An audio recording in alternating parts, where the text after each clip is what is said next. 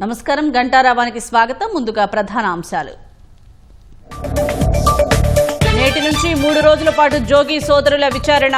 ములకల చెరువు నకిలీ మద్యం కేసులో ముమ్మర దర్యాప్తు.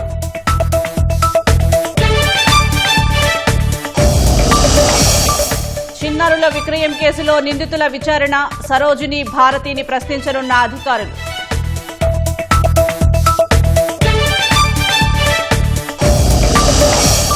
విజయవాడ అమరావతి మధ్య తగ్గిన దూరం. అందుబాటులోకి 1.5 కిలోమీటర్ల స్పీడ్ యాక్సెస్ రోడ్డు.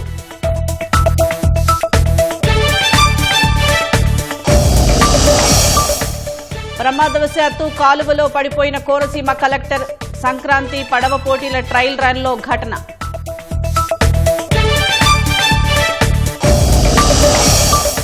శ్రీశైలం శివారు ప్రాంతాల్లో చిరుత కలకలం. పాతాళగంగా మెట్ల వైపు ఓ ఇంటి ఆవరణలో సంచారం.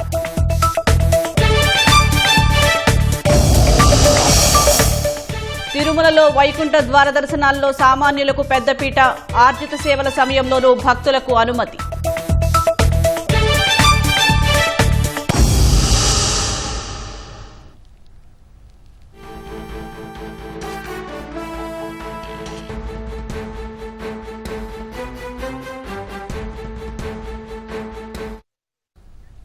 తాజా అంశం చూస్తున్న ములకల చెరువు నకిలీ మద్యం కేసులో విచారించేందుకు జోగి సోదరులను సిట్ అధికారులు కస్టడీకి తీసుకున్నారు. మరింత సమాచారం మా ప్రతినిధి జయప్రకాష్ అడిగి తెలుసుకుందాం.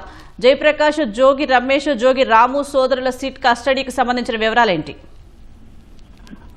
సుజాత, కొద్దిసేపటి కిందటే విజయవాడ జిల్లా జైల్లో జ్యుడిషియల్ రిమాండ్ లో ఉన్న జోగి రమేష్, జోగి రాములను సిట్ అధికారులు కస్టడీలోకి తీసుకున్నారు.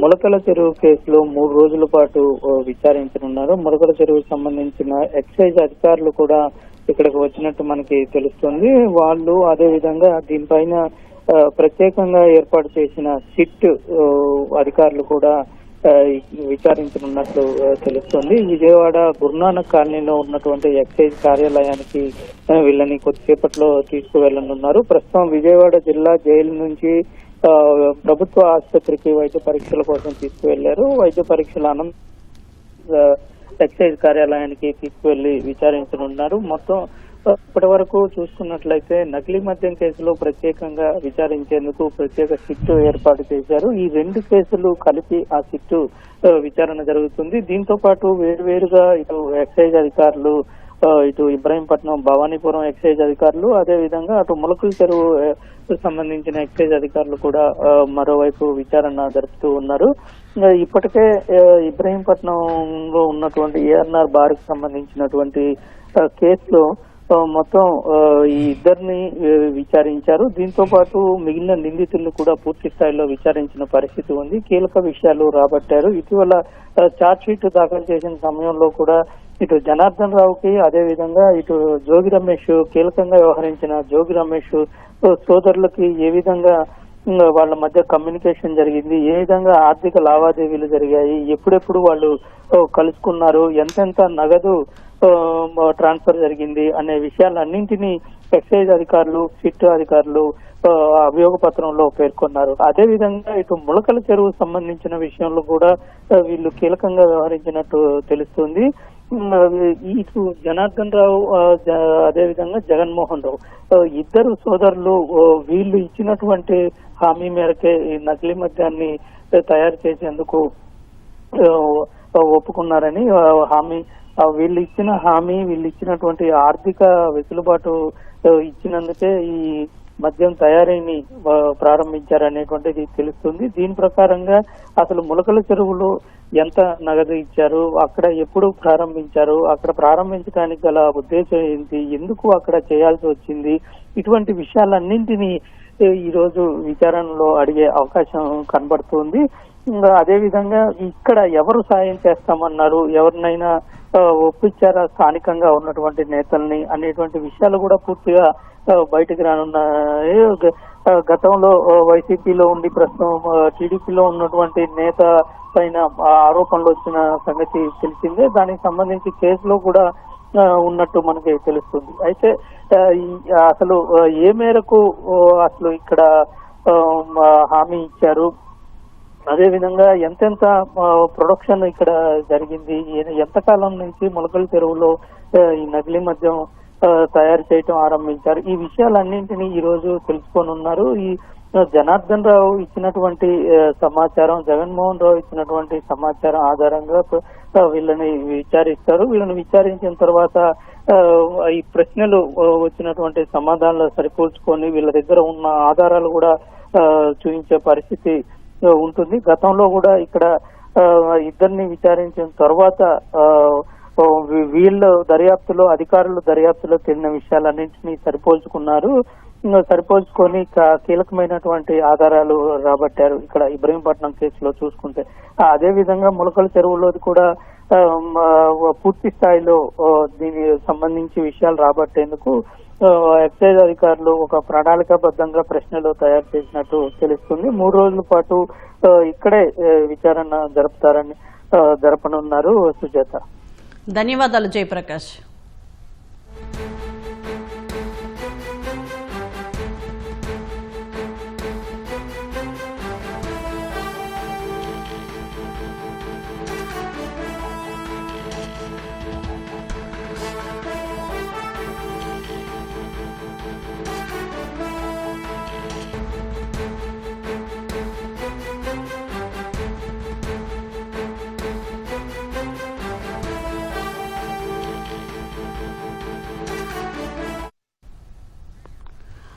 తిరుమలలో భక్తుల రద్దీ భారీగా పెరిగింది. మరింత సమాచారం మా ప్రతినిధి నారాయణప్ప ప్రత్యక్ష ప్రసారం ద్వారా అందిస్తారు. సుజాత, తిరుమల వెంకటేశ్వర స్వామి ఆలయంలో వైకుంఠ ద్వార దర్శనాలు ప్రశాంతంగా సాగుతున్నాయి. ఏకాదశి, ద్వాదశి, జనవరి 1 3 రోజుల పాటు దాదాపు 2,02,000 మంది వైకుంఠ ద్వార దర్శనం చేసుకున్నారు. ఈ రోజు నుంచి ఏ విధమైన టోకెన్ లేకపోయినప్పటికీ నేరుగా వచ్చే భక్తులకు వైకుంఠ క్యూ కాంప్లెక్స్లో వేచి ఉండేందుకు అవకాశం కల్పించి దర్శనం చేయిస్తుంది. మనం ఒకసారి చూడొచ్చు, తిరుమలలో వైకుంఠ ద్వార దర్శనానికి భారీగా తరలి వస్తున్న భక్తులను చూడొచ్చు.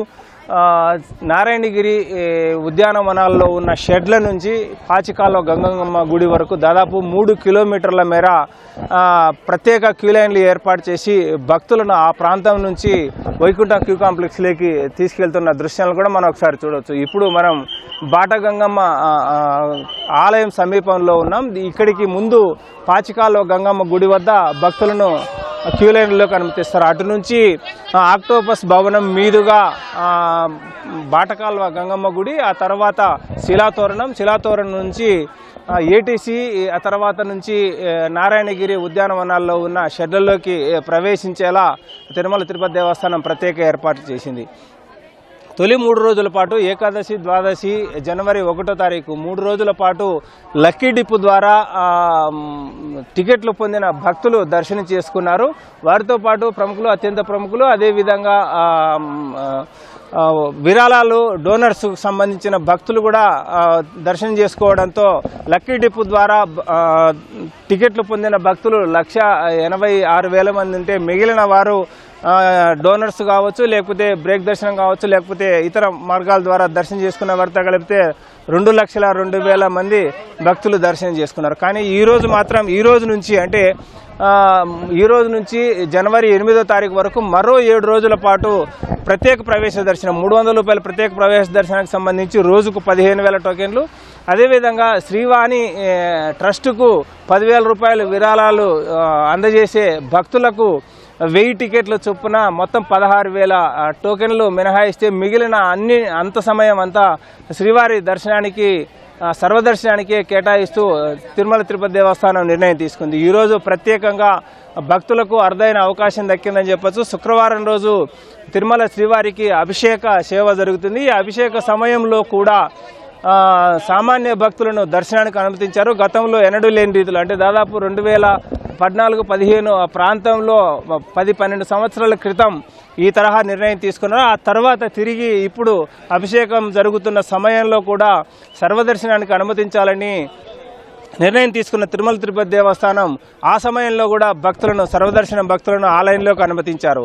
భక్తుల రద్దీ అధికంగా ఉండడం, రద్దీ పెరిగిపోతున్న నేపథ్యంలో అప్పటికప్పుడు ఆ నిర్ణయం తీసుకొని అభిషేకం జరుగుతున్న సమయంలో భక్తులకు అనుమతించడంతో అరుదైన అవకాశం భక్తులకు దక్కింది. అటు అభిషేక సేవ సమయంలో స్వామివారిని దర్శించుకోవడం, మరోవైపు వైకుంఠ ద్వార దర్శనం, ఇలా రెండు ఒకే సమయంలో జరగడం పట్ల భక్తుల్లో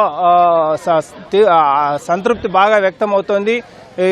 ఈ సర్వదర్శనానికి సంబంధించి వివిధ ప్రాంతాల నుంచి పెద్ద ఎత్తున తరలి వస్తున్న భక్తులకు నారాయణగిరి ఉద్యానవనాల షెడ్ల నుంచి పాచికాల గంగమ్మ గుడి వరకు దాదాపు 3 కిలోమీటర్ల మేర ఏర్పాటు చేసిన క్యూ లైన్లలో కూడా ఎలాంటి అసౌకర్యం లేకోకుండా ఉండేలా భక్తులకు అవసరమైన అన్ని ఏర్పాట్లు చేశారు. ఆ 3 కిలోమీటర్ల పరిధిలో కొంత మేర తాత్కాలికంగా మరుగుదొడ్లు ఏర్పాటు చేశారు. అదేవిధంగా 3 కిలోమీటర్లలో కూడా వివిధ ప్రాంతాలలో భక్తులకు అవసరమైన అన్నప్రసాదాలు, అదేవిధంగా పాలు, నీళ్లు వంటివి అందజేయడానికి కూడా ప్రత్యేక కేంద్రాలు ఏర్పాటు చేసి ఇబ్బందులు లేకుండా చేస్తున్నారు. మనం ఒకసారి చూడొచ్చు, తిరుమల నగరంలో, తిరుమల క్షేత్రంలో ఉన్న భక్తులు, వివిధ ప్రాంతాల్లో ఉన్న భక్తులందరినీ కూడా కాలినడకన దూరం నడవాల్సిన అవసరం లేకుండా కూడా ఇప్పుడు ఒక కీలక నిర్ణయం తీసుకున్నారు. అటు శ్రీ కృష్ణతేజ గెస్ట్ హౌస్ సమీపంలో కావచ్చు, లేకపోతే ఏటీసీ ప్రాంతంలో కావచ్చు, లేకపోతే తిరుమలలోని ఇతర ప్రాంతాలలో గుమికూడు ఉన్న భక్తులను అందరినీ ఉచిత బస్సుల ద్వారా సర్వదర్శనానికి క్యూ లైన్ ప్రారంభమయ్యే ప్రాంతానికి ఉచిత బస్సుల్లో తీసుకొచ్చి వదలాలని చెప్పి నిర్ణయం తీసుకున్నారు. ఈ మేరకు కృష్ణతేజ గెస్ట్ హౌస్ ప్రాంతం కావచ్చు, ఏటీసీ ప్రాంతం నుంచి ఆర్టీసీ బస్సుల ద్వారా తీసుకొచ్చి పాచికాలువ గంగమ్మ గుడి వద్ద వదిలేస్తున్నారు. ఇలా భక్తులకు ఏ విధమైన ఇబ్బందులు లేకోకుండా, అసౌకర్యానికి గురి కాకోకుండా ఉండేలా విస్తృతమైన ఏర్పాట్లు చేసిన తిరుమల తిరుపతి దేవస్థానం ఈ జనవరి 8వ తారీఖు వరకు వైకుంఠ ద్వార దర్శనానికి అవసరమైన అన్ని ఏర్పాట్లు చేస్తుంది. ఇప్పటికే 2,02,000 మంది 3 రోజుల పాటు దర్శనం చేసుకున్నారు. ఈ రోజు నుంచి ఎలాంటి టోకెన్ లేకపోయినా దర్శనానికి అనుమతిస్తున్న నేపథ్యంలో పెద్ద ఎత్తున భక్తులు తరలి వస్తుండడంతో ముందు అంచనా వేసిన దానికంటే కూడా అధిక సంఖ్యలో భక్తులు వైకుంఠ ద్వార దర్శనం చేసుకునేందుకు అవకాశం ఉంది. తిరుమల తిరుపతి దేవస్థానం తొలుత అంచనా వేసింది ఈ 10 రోజుల పాటు వైకుంఠ ద్వార దర్శనం 180 గంటల మేర దర్శనానికి అవకాశం ఉంటుంది. దాదాపు 7 లక్షల మంది దర్శనం చేసుకునేందుకు అవకాశం ఉంటుంది అంచనా వేశారు. కానీ తొలి 2 రోజుల్లోనే 2 లక్షల పైబడి భక్తులు దర్శనం చేసుకునే నేపథ్యంలో మరో 8 రోజుల పాటు అధిక సంఖ్యలో భక్తులు 7 లక్షలకు మించి, అంచనాలకు మించి వైకుంఠ ద్వారం దర్శనం చేసుకునేందుకు అవకాశం ఉందన్న అభిప్రాయం టీటీడీ అధికారులు వ్యక్తమవుతుంది. కెమెరామెన్ శేఖర్తో వి నారాయణప్ప, ఈటీవీ న్యూస్, తిరుమల నుంచి. శ్రీ సత్యసాయి జిల్లా కదిరిలో గంజాయి విక్రేతలకు పోలీసులు ప్రత్యేక ట్రీట్మెంట్ ఇచ్చారు. గంజాయి అమ్ముతున్న వారిని అదుపులోకి తీసుకుని కదిరి పట్టణంలో నడిపించుకుంటూ తీసుకువెళ్లారు. గుట్టుచప్పుడు కాకుండా గంజాయి అమ్ముతున్న వారిని పట్టుకునేందుకు పోలీసులు ప్రత్యేక బృందాన్ని ఏర్పాటు చేశారు. వారు 4 నిందితులను అరెస్టు చేసి గంజాయిని స్వాధీనం చేసుకున్నారు. గంజాయి తాగే మరో 12 మందిని పోలీసులు అదుపులోకి తీసుకుని వారికి కౌన్సిలింగ్ ఇచ్చారు.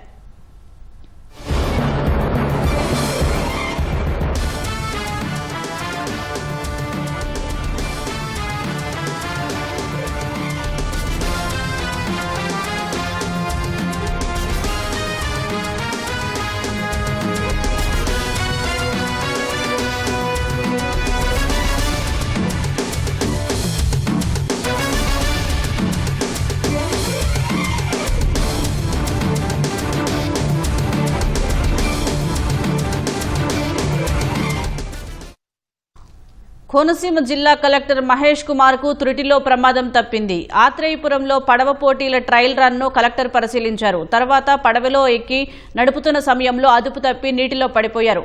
సంక్రాంతి సందర్భంగా ఈ నెల 11 నుంచి 3 రోజుల పాటు గోదావరి మధ్య డెల్టా ప్రధాన కాలువలో డ్రాగన్ పడవల పోటీలు జరగనున్నాయి. ఈ పోటీలు ఏర్పాట్లను పర్యవేక్షించి అనంతరం ట్రయల్ రన్ లో కలెక్టర్ పాల్గొన్నారు. కలెక్టర్ కాల్వలో పడిపోవడంతో అప్రమత్తమైన గజ ఈతగాళ్లు ఆయన్ను కాపాడి వేరే పడవలోకి ఎక్కించారు. ప్రమాదం తప్పడంతో అధికారులు ఊపిరి పీల్చుకున్నారు.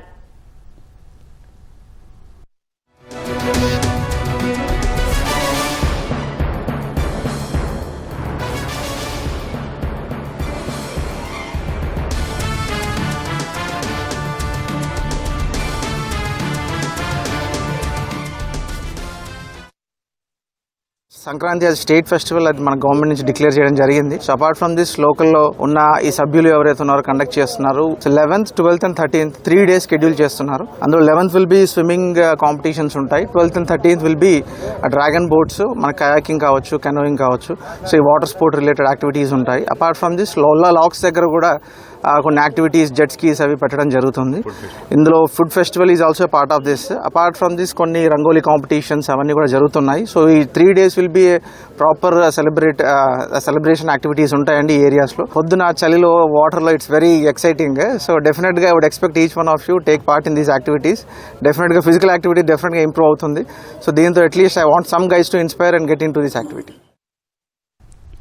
ఆలయ నిర్వహణ కోసం ఇచ్చిన భూమిని వైసీపీ నేతలు కొట్టేయాలని చూస్తున్నారని అనంతపురం జిల్లా విడపనకల్లు మండలం జనార్దనపల్లి వాసులు ఆరోపిస్తున్నారు. గ్రామానికి చెందిన కాశీభట్ల చంద్రశేఖరయ్య భార్య శేషమ్మ 7 దశాబ్దాల క్రితం వారి కుటుంబానికి చెందిన 21 ఎకరాల భూమిని స్థానిక పాండురంగ ఆలయానికి దానమిచ్చారు. దీనికి సంబంధించిన రిజిస్ట్రేషన్ పత్రాలు రిజిస్ట్రార్ కార్యాలయంలో ఉన్నట్లు గ్రామస్తులు చెబుతున్నారు. ఈ భూమిని ఏటా పంటకాలానికి ముందు కౌలుకు వేలం నిర్వహించి అధిక మొత్తం చెల్లించడానికి ముందుకు వచ్చే రైతుకు కౌలుకు ఇస్తున్నారు. ఇలా వచ్చిన సొమ్ముతో 6 దశాబ్దాలుగా పాండురంగ స్వామికి ధూపదీప నైవేద్యాలు జరుపుతున్నారు. అయితే వైసీపీ ప్రభుత్వంలో ఈ భూమి అక్రమ రిజిస్ట్రేషన్ చేసుకున్నారంటూ గ్రామస్తులు ఆరోపిస్తున్నారు.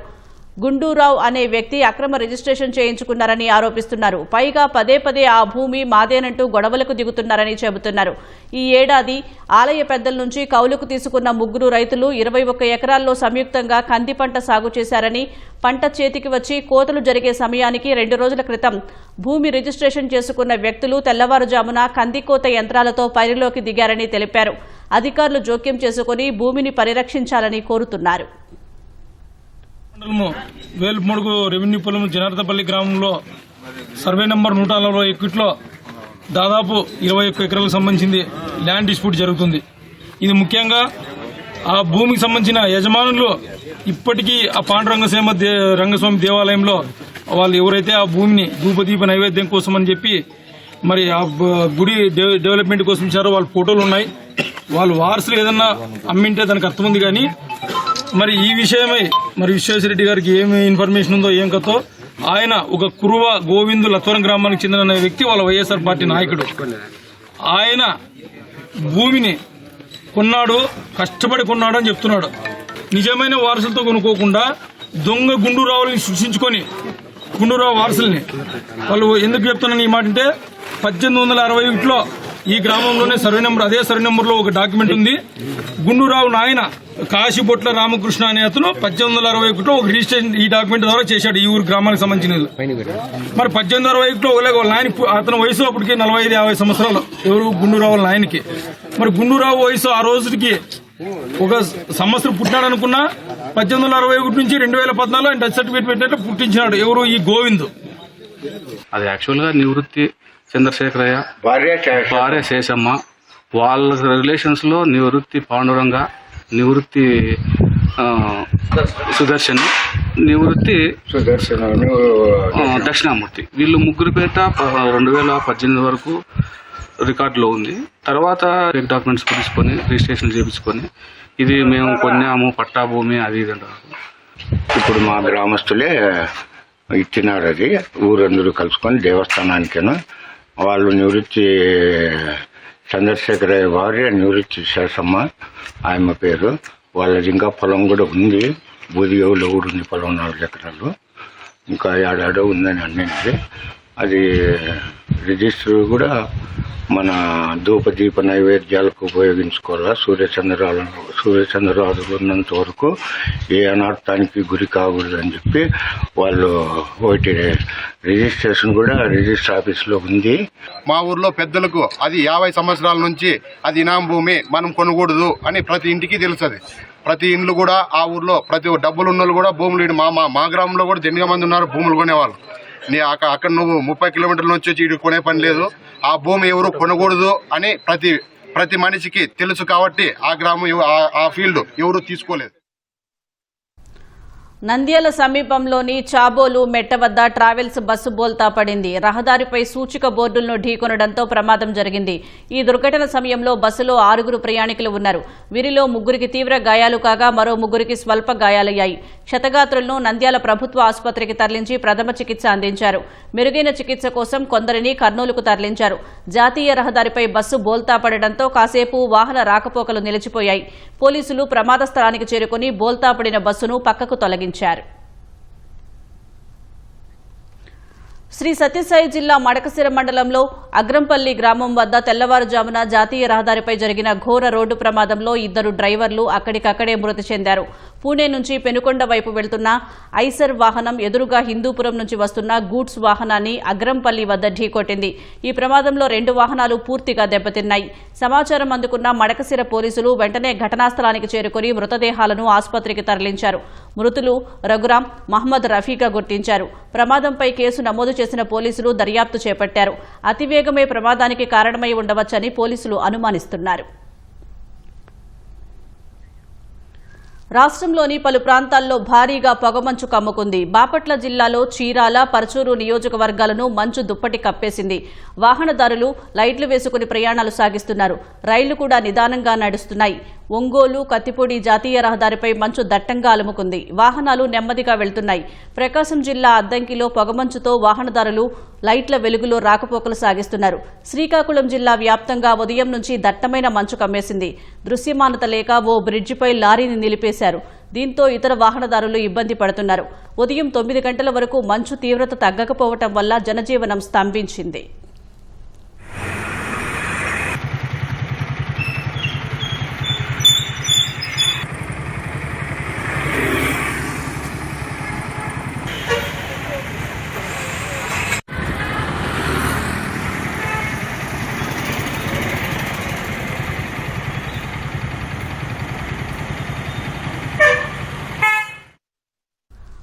ఎస్సీ ఎస్టీల తరహాలోనే రాష్ట్రంలో బీసీలకు రక్షణ కల్పించేలా ప్రభుత్వం ప్రతిపాదించిన చట్టానికి ముసాయిదా సిద్దమైంది. బీసీలపై దాడులకు పాల్పడితే 5 ఏళ్ల వరకు జైలు శిక్ష విధించేలా నిబంధనలు రూపొందించారు. ప్రస్తుతం న్యాయశాఖ పరిశీలనలో ఉన్న ఈ ముసాయిదా అక్కడి నుంచి కేబినెట్ ముందుకు, ఆ తర్వాత అసెంబ్లీ ఆమోదానికి వెళ్లనుంది. ఎన్నికల్లో ఇచ్చిన హామీ మేరకు బీసీల భద్రతకు కూటమి ప్రభుత్వం ముసాయిదా చట్టాన్ని రూపొందించింది.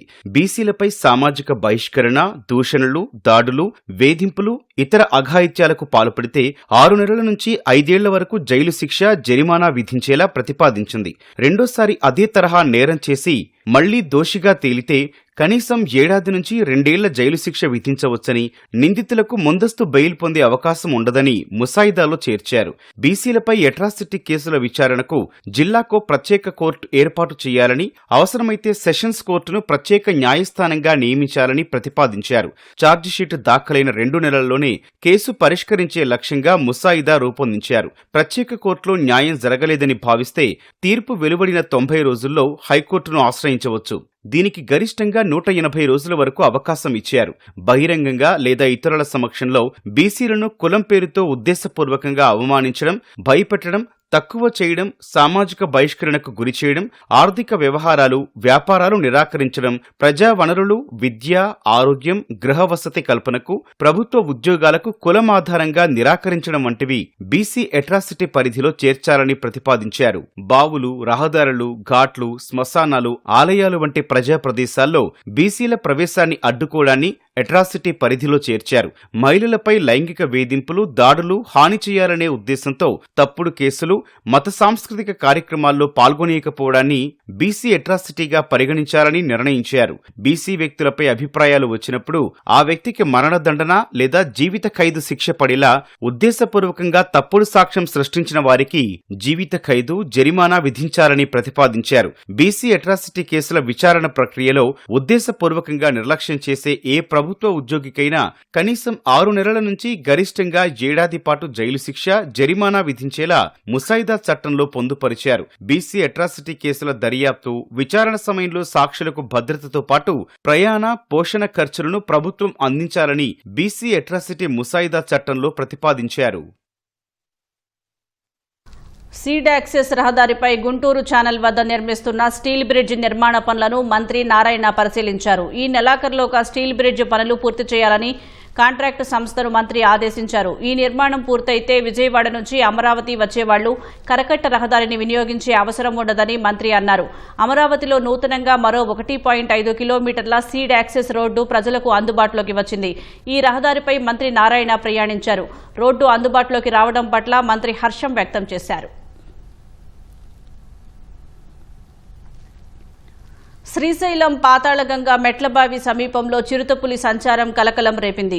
అర్ధరాత్రి సమయంలో ఓ ఇంట్లోకి వచ్చిన చిరుతపులి నివాసమంతా కలిగి తిరిగింది. ఈ దృశ్యాలు ఇంటి యజమాని అమర్చిన సీసీ కెమెరాల్లో రికార్డయ్యాయి. చిరుత తమ ఇంట్లోకి రావడం ఇది రెండోసారని యజమాని సత్యనారాయణ తెలిపారు.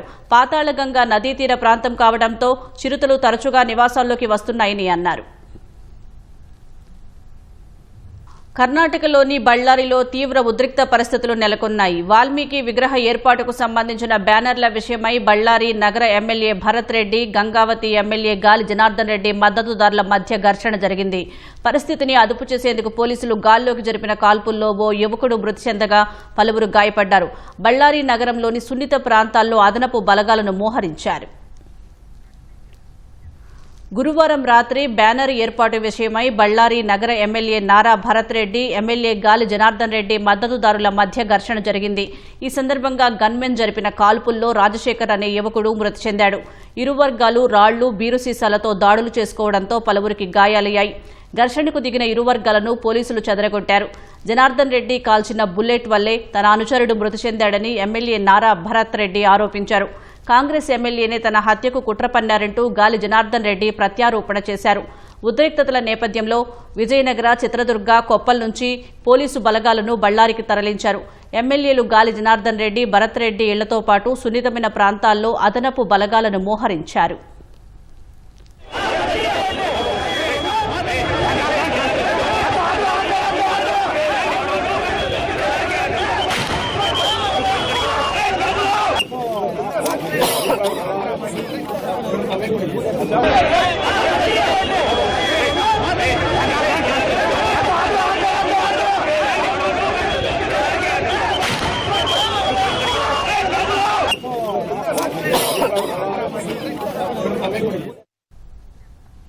ఈ ఘటనపై కర్ణాటక హోంమంత్రి, డీజీపీ, బళ్ళారి ఐజీపీ ఎమ్మెల్యేతో ఫోన్లో మాట్లాడి వివరాలు తెలుసుకున్నారు. యువకుడి మృతికి కారణమైన మాజీ మంత్రి ఎమ్మెల్యే గాలి జనార్దన్ రెడ్డిని అరెస్టు చేయడానికి ప్రయత్నాలు చేస్తున్నట్లు నిఘా వర్గాల సమాచారం.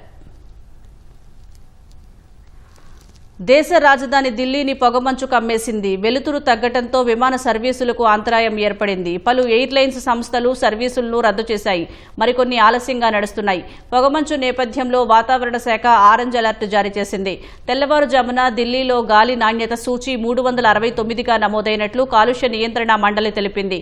పొగమంచు దట్టంగా అలుముకోవటం వల్ల తగినంత వెలుతురు లేక పలు విమానాలను రద్దు చేసినట్లు ఇండిగో ప్రకటించింది.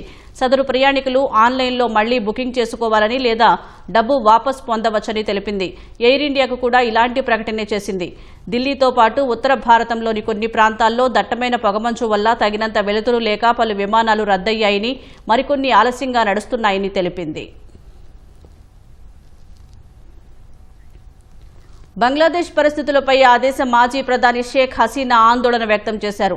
మహ్మద్ యూనస్ సారథ్యంలోని తాత్కాలిక ప్రభుత్వం బంగ్లాదేశ్ను అంధకారంలోకి నెట్టిందని ఆరోపించారు. నూతన సంవత్సరం సందర్భంగా బంగ్లాదేశ్ ప్రజలకు ఆమె ఇచ్చిన సందేశాన్ని అవామీ లీగ్ పార్టీ ఎక్స్లో పోస్ట్ చేసింది. దేశాన్ని నాశనం చేయడానికి కుట్రలు పన్నిన వారి ముఖాలు ఇప్పటికే బహిర్గతమైనట్లు హసీనా తెలిపారు. దోపిడీదారులు దేశ ప్రజలను బందీలుగా చేసుకున్నారని ఆరోపించారు. యూనస్ నేతృత్వంలోని తాత్కాలిక ప్రభుత్వం అవినీతి, వ్యక్తిగత ప్రయోజనాల కోసం దేశాన్ని అంధకారంలోకి నెట్టేసిందని విమర్శించారు. విదేశీ పెట్టుబడిదారుల్లో అభద్రతాభావం, బంగ్లాదేశ్లో నెలకొన్న ఉద్రిక్తతల కారణంగా దేశ ఆర్థిక వ్యవస్థ కుప్పకూలిందని హసీనా ఆందోళన వ్యక్తం చేశారు. దేశ రక్షణ కోసం బంగ్లాదేశ్ ప్రజలంతా ఐక్యం కావాలని ఆమె పిలుపునిచ్చారు.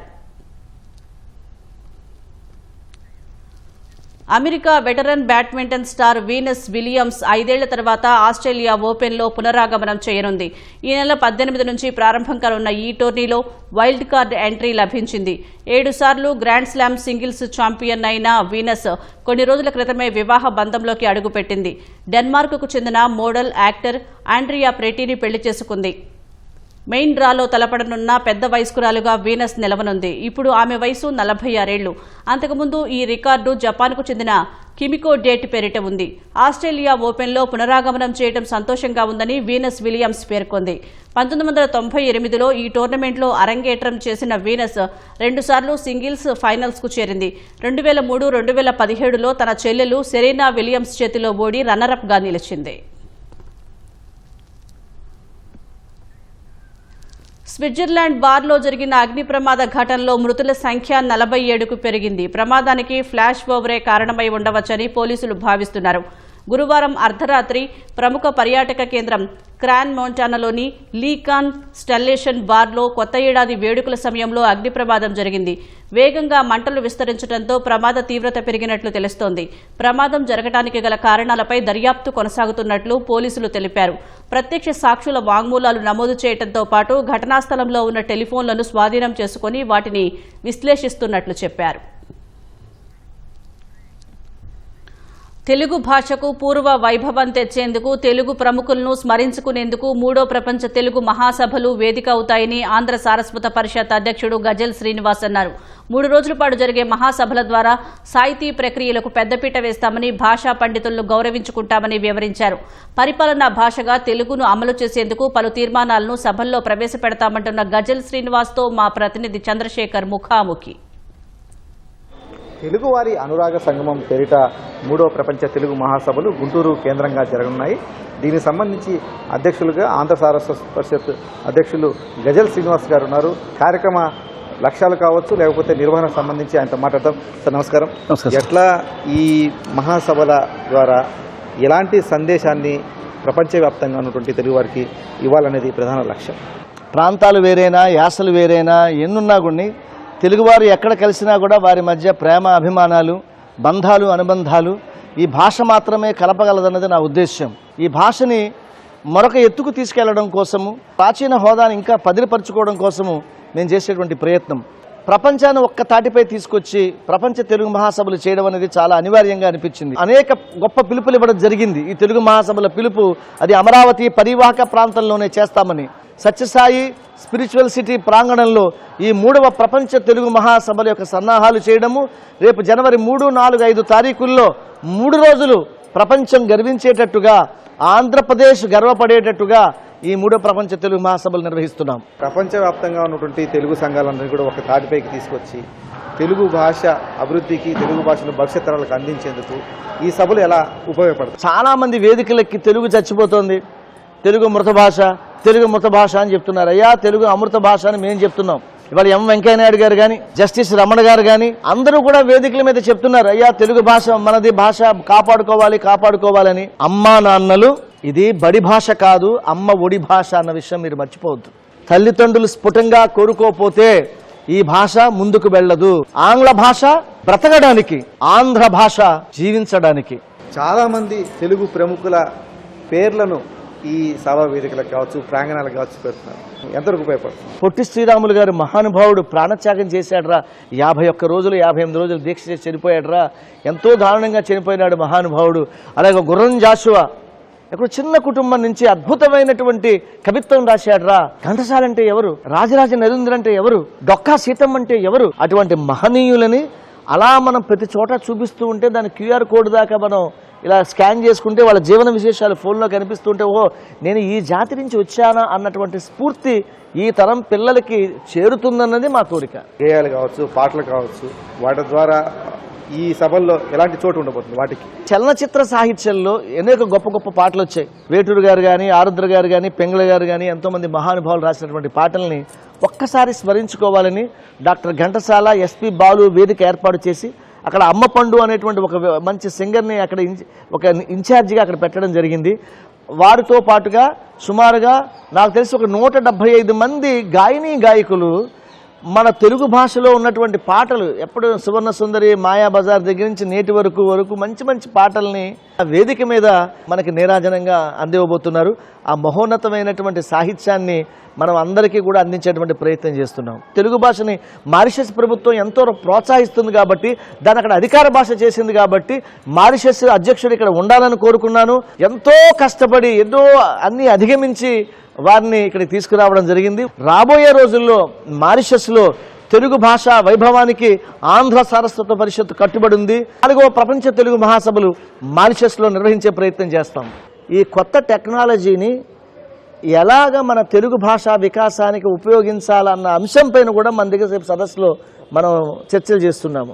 విజ్ఞాన శాస్త్రంలో ఉన్నటువంటి అనేక విషయాల్ని మాతృభాషలోకి ఎట్లా అనువదించాలి, అనువాదం చేయాలన్న కార్యక్రమాన్ని కూడా రేపు మనం డిస్కషన్ చేయబోతున్నాం, చర్చలు చేయబోతున్నాం అనమాట.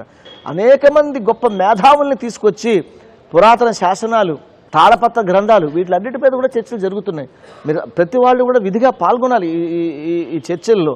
మనకి తెలియని అంశాలు, గొప్ప గొప్ప ఆలోచనలు ప్రజల దగ్గర ఉన్నాయి. వాటిని సామాజిక మాధ్యమం ద్వారా మనం తీసుకుని తెలుగు భాషని మరింత ముందుకు తీసుకెళ్లేటువంటి ప్రయత్నం చేస్తాము. ఎలాంటి తీర్మానాలు చేయబోతున్నాము, ఆ తీర్మానాల అమలుకు సంబంధించి ఏమైనా మార్గసూచి కానీ ఏమన్నా మీకేమైనా ప్రణాళికలు ఏమైనా ఉన్నాయి? న్యూ ఎడ్యుకేషన్ పాలసీలో ఏవైతే విషయాలు నరేంద్ర మోదీ గారు అందులో పొందుపరిచారో దానిని యథాతథంగా తెలుగులో కరికులంలో మన ఆంధ్రప్రదేశ్లో కానీ తెలంగాణలో కానీ తప్పకుండా తీసుకురావాలి. అలాగే నైతిక విలువలకు సంబంధించినటువంటి విషయాలు కూడా అందులో మనం పొందుపరచాలి.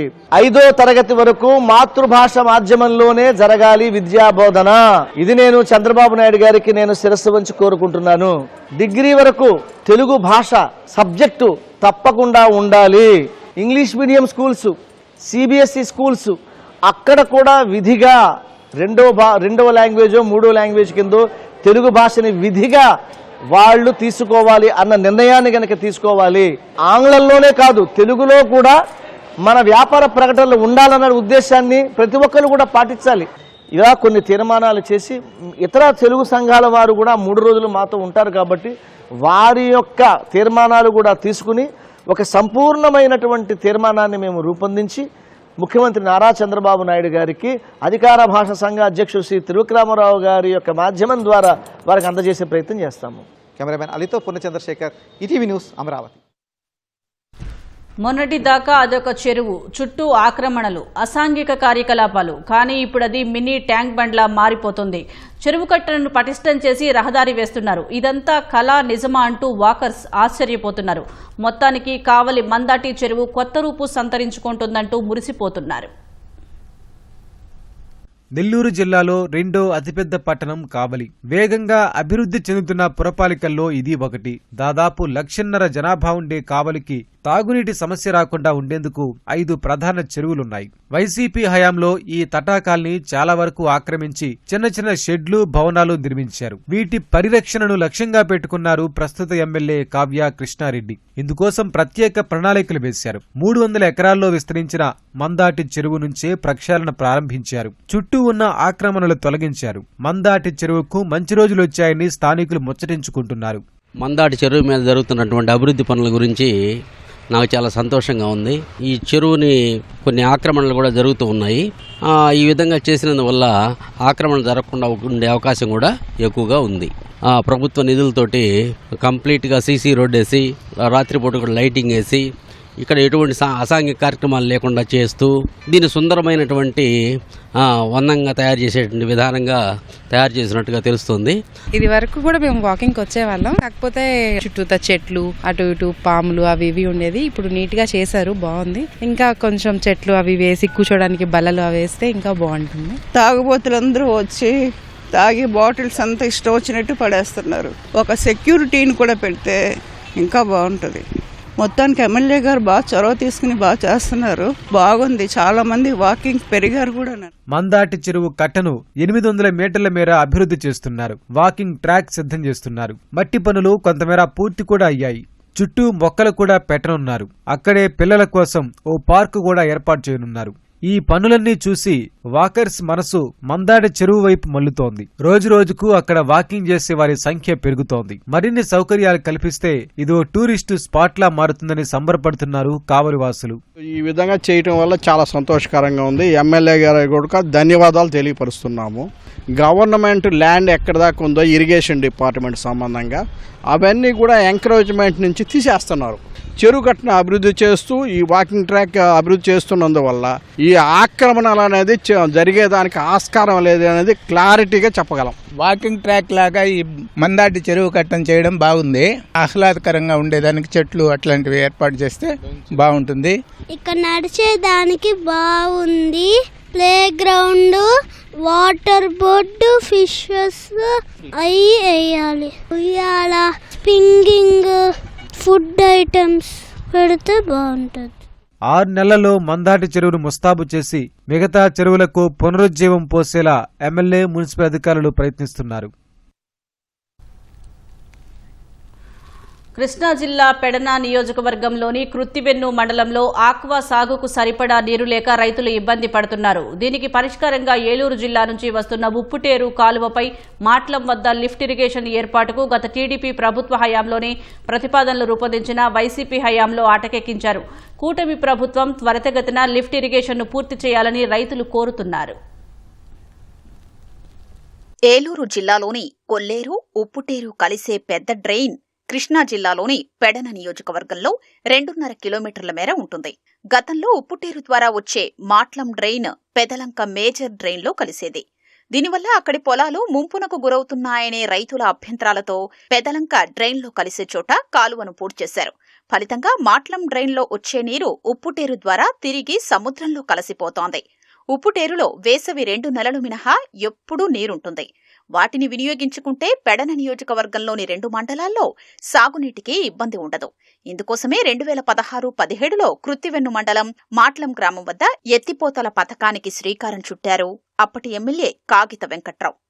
కొల్లేరు నుంచి వచ్చే డ్రెయిన్ నీటిని 2 మోటార్ల సాయంతో ఎత్తిపోసి పైప్ లైన్ల ద్వారా బంటుమిల్లి, లక్ష్మీపురం పంట కాలువలోకి మళ్లించేందుకు సుమారు 30 కోట్ల వ్యయంతో ప్రణాళికలు వేశారు.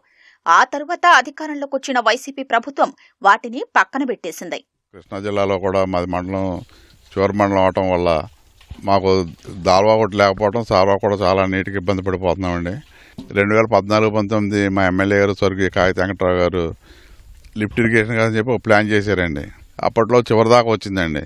అప్పుడు ఏంటంటే ప్రభుత్వం మారటంతో జోగి రమేష్ కానీ వీళ్ళందరూ అశ్రద్ధ, వాళ్ళ చేతకాని తనం వల్ల ఈ స్కీమ్ని పక్కన పెట్టేశారండి. ఈ నీళ్ళు లిఫ్ట్ చేసుకుని తన్నెల్లో వేసుకుని పంట బోధలో చేసుకుంటే 5 ఎకరాల కింద 5,000 కిందకి 5,000 పైకి కూడా ఉపయోగపడుతుందని మేము చెప్పడం జరిగింది. దాని మీద ఎతరికి వెళ్తున్నాం. ఈ విషయంలో కూడా చాలా అప్పుడు లేట్ అయింది, ఇప్పుడు లేట్ అవ్వకుండా చేయాలని నాయకుల్ని, గవర్నమెంట్ వారిని కోరుకుంటున్నాం. దాల్వాకి ముందు స్టాప్లో అవి వచ్చినప్పుడు, వాటర్ వచ్చినప్పుడు చివరి దిశలో కూడా ఈ వాటర్ మనకు బాగా పనిచేస్తుందండి. పైగా అది కాకుండా చేపల చెరువులకి, దీనికి వనామికి కూడా మంచిగా ఉంటుంది. ఎందుకంటే మాకు అభివృద్ధి, మేము ఇది చేస్తే మాకు చాలా అభివృద్ధి అవుతుంది. మాట్లం వద్ద లిఫ్ట్ ఇరిగేషన్ పథకాన్ని తిరిగి ప్రారంభించాలని, ప్రభుత్వానికి తాజా అంచనాలు పంపుతామని అధికారులు తెలిపారు. 2.5 కిలోమీటర్లు మాట్లం మైనర్ డ్రైన్. ఇది మనకి గతంలో పెదలంక మైనర్ డ్రైన్లో, పెదలంక మేజర్ డ్రైన్లో కలిసేది. ఇప్పుడు గతంలో ఏం చేశారంటే ఇది పైకి ముంపు గురవుతున్న కారణంగా ఈ పెదలంకలో కలిసే పాయింట్ క్లోజ్ చేసి ఇది తిరిగి మళ్ళీ ఈ ఉప్పుటేరు నుంచే మనకి వెళ్ళి సముద్రంలో కలిసే విధంగా ప్రపోజల్ ఏర్పాటు చేసుకున్నారు. ఇది ఇప్పుడు న్యూ ఎస్ఎస్ఆర్ ప్రకారం రేట్లు మారి కొంచెం పెరిగే అవకాశం ఉంది. దీన్ని ఒకసారి టెక్నికల్ మేము మెజర్మెంట్లు అవి చూసి అసలు ఏ విధంగా వేసారో ఏటో చూసి దీన్ని త్వరలో దీని మీద ఒక ఎస్టిమేట్ తయారు చేసి గవర్నమెంట్కి ప్రతిపాదనలు పంపించి మంజూరు అయిన పిదప దీన్ని మొదలు పెట్టడానికి మా వంతు ప్రయత్నం చేస్తామని తెలియజేస్తున్నాం. సుమారు 10,000 ఎకరాలకు సాగునీరందించే మాట్లం ఎత్తిపోతల పథకానికి నిధులు తెచ్చేలా కృషి చేస్తున్నట్లు పెడన ఎమ్మెల్యే కాగిత కృష్ణప్రసాద్ తెలిపారు. మరి ప్రభుత్వం దీన్ని డెఫినెట్గా ముందుకు తీసుకొస్తుంది. ఎందుకంటే ఇక్కడ ఉన్నటువంటి టైలాండ్లో మాకు ఎప్పుడూ కూడా వాటర్ స్కేర్సిటీ అనేది ఏర్పడుతూ ఉంది. పంటకి కావాల్సినటువంటి సందర్భంలోనే ఆ ఇబ్బందులు వస్తూ ఉన్నాయి. కాబట్టి డెఫినెట్గా ఆ స్కీమ్ చేయడానికి చంద్రబాబు నాయుడు గారి దృష్టికి కూడా మేము తీసుకెళ్ళి డెఫినెట్గా స్కీమ్ ఇక్కడ మాటలకు సంబంధించి లిఫ్ట్ ఇరిగేషన్ స్కీమ్ ఏర్పాటు చేసి దీని ద్వారా మన కాలువలోకి ఏదైతే 100 టన్నెల దగ్గర కాలువ ఉందో ఆ కాలువలో కూడా పంపింగ్ చేసే ఏర్పాటు డెఫినెట్గా చేసి రైతులందరికీ కూడా ఎటువంటి ఇబ్బంది లేకుండా నీళ్లు ఇప్పించే ఏర్పాటు చేయాలని చెప్పేసి ప్రభుత్వాన్ని కోరుతా ఉన్నాం. వారంతా జల్సాలకు అలవాటు పడి సులభంగా డబ్బు సంపాదించాలని ఆశపడ్డారు. తెలివిగా ఆలోచించి ఎవరికీ అనుమానం రాకుండా డబ్బులు కాజేసే మాస్టర్ ప్లాన్ వేశారు. పకడ్బందీగా ప్లాన్ చేసి డబ్బులు కాజేస్తున్నప్పటికీ పోలీసుల నిఘా నుంచి తప్పించుకోలేకపోయారు. ఏటీఎంలో చోరీలకు పాల్పడుతూ ₹1,00,000 అప్పనంగా కాజేస్తున్న రాజస్థాన్ ముఠా గుట్టును వరంగల్ పోలీసులు రట్టు చేశారు.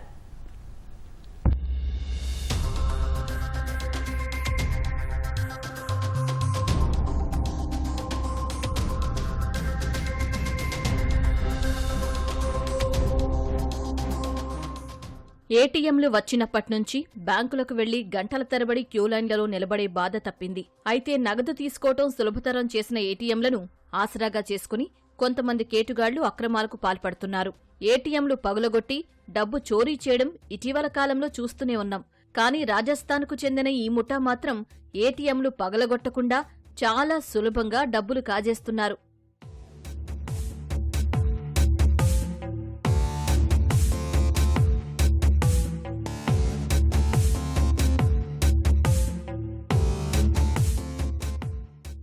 రాజస్థాన్కు చెందిన ఈ ముఠా ఏటీఎం మిషన్ తెరిచి డబ్బులు బయటకు వచ్చే మార్గంలో ఓ ఇనుప ప్లేటును అమర్చుతారు.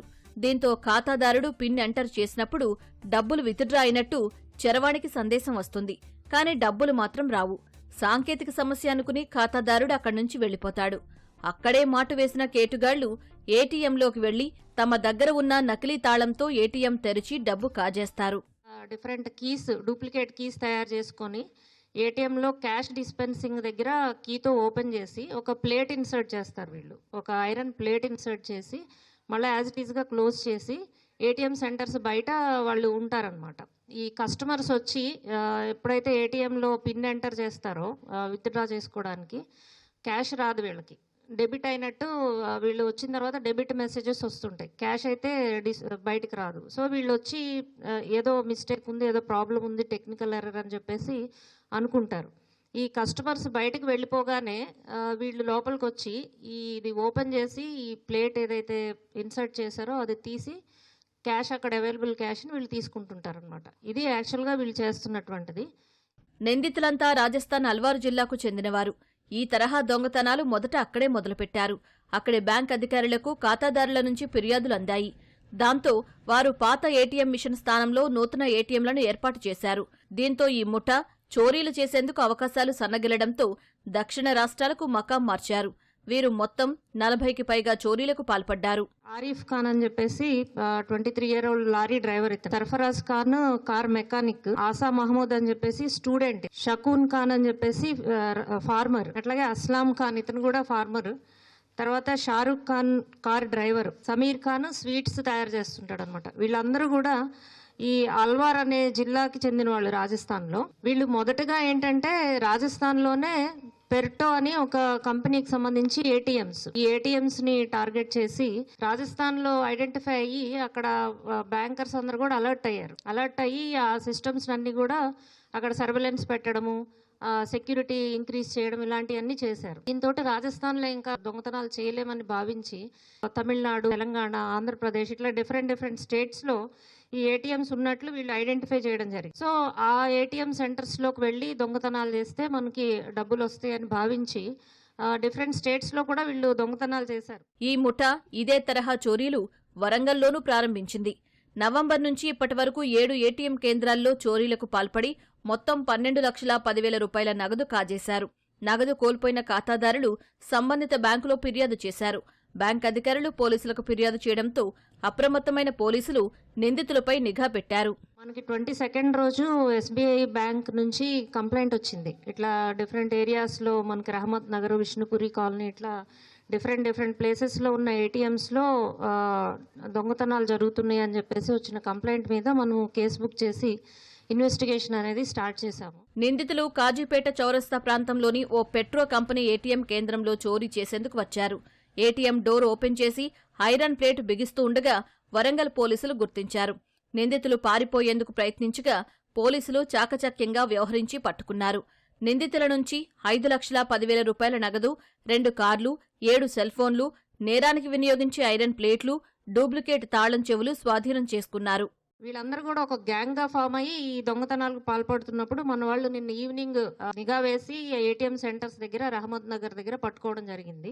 దీన్ని ఓపెన్ చేయడానికి యూజ్ చేస్తున్నటువంటి కీస్ మీరు ఇక్కడ చూస్తున్నారు, టీ షేప్ లో ఉన్నటువంటి కీస్, అవి తయారు చేసుకొని పట్టుకొని వెళ్తున్నారు. ఆ కీస్ ని సీజ్ చేశాము. అట్లాగే స్టీల్ ప్లేట్స్ ఏవైతే క్యాష్ డిస్పెన్సర్ దగ్గర పెడుతున్నారో ఆ ప్లేట్స్ ని సీజ్ చేయడం జరిగింది. 2 కార్స్ ని కూడా సీజ్ చేశాం మనము. అంతేకాకుండా 5,10,000 క్యాష్, 7 మొబైల్ ఫోన్స్, వీళ్ళు యూజ్ చేస్తున్నటువంటి మొబైల్ ఫోన్స్ ఇవన్నీ కూడా సీజ్ చేశాము. సాటర్డే సండేస్ ఫెస్టివల్స్ అప్పుడు ఇలాంటి సందర్భాల్లో ఎక్కువగా వచ్చి దొంగతనాలు చేస్తున్నారు. అంటే ఏ టైంలో అయితే సర్వేలెన్స్ తక్కువ ఉంటుందో, బ్యాంకర్స్ యొక్క నిఘా ఉండదో, వాళ్ళు అబ్జర్వ్ చేయలేరో, ఐడెంటిఫై చేసినా వెంటనే రియాక్ట్ అయ్యి దాన్ని రెక్టిఫై చేసుకోలేరో, అలాంటి సందర్భాలు చూసి వీళ్ళు దొంగతనాలు చేస్తున్నారు. ఈ సందర్భంగా ఏంటంటే బ్యాంకర్స్ వాళ్ళ సిస్టమ్స్ ని టైం టు టైం చెక్ చేసుకోవాలి. ఏటీఎం కేంద్రాల్లో నగదు రానప్పుడు వెంటనే సంబంధిత బ్యాంకు అధికారులకు, పోలీసులకు సమాచారం ఇస్తే ఇలాంటి కేటుగాళ్ల ఆగడాలకు అడ్డుకట్ట వేయవచ్చని పోలీసులు సూచిస్తున్నారు.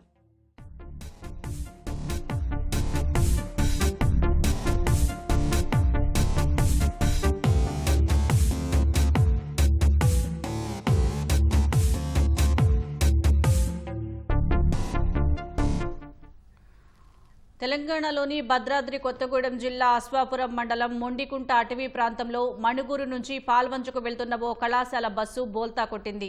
ఎదురుగా వచ్చే వాహనాన్ని తప్పించపోయి బస్సు అదుపు తప్పి పక్కకు బోల్తా కొట్టింది.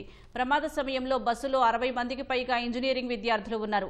విద్యార్థుల్లో కొంతమందికి గాయాలు కాగా వారిని భద్రాచలం ప్రభుత్వ ఆసుపత్రికి తరలించారు. ప్రమాదానికి డ్రైవర్ నిర్లక్ష్యమే కారణమని విద్యార్థులు ఆరోపించారు.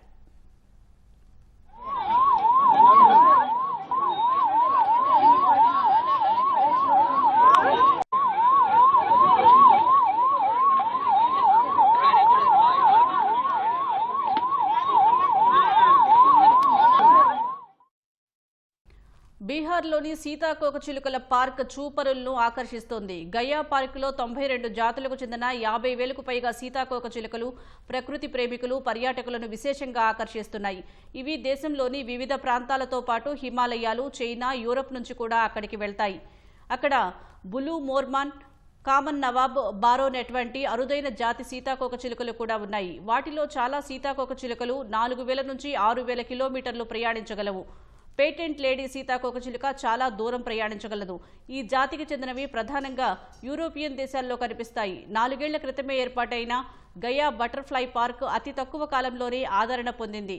దేశంలో సీతాకోకచిలుకల పెంపకం, సంరక్షణకు అంకితమైన ఏకైక ఉద్యానవనంగా గుర్తింపు పొందింది.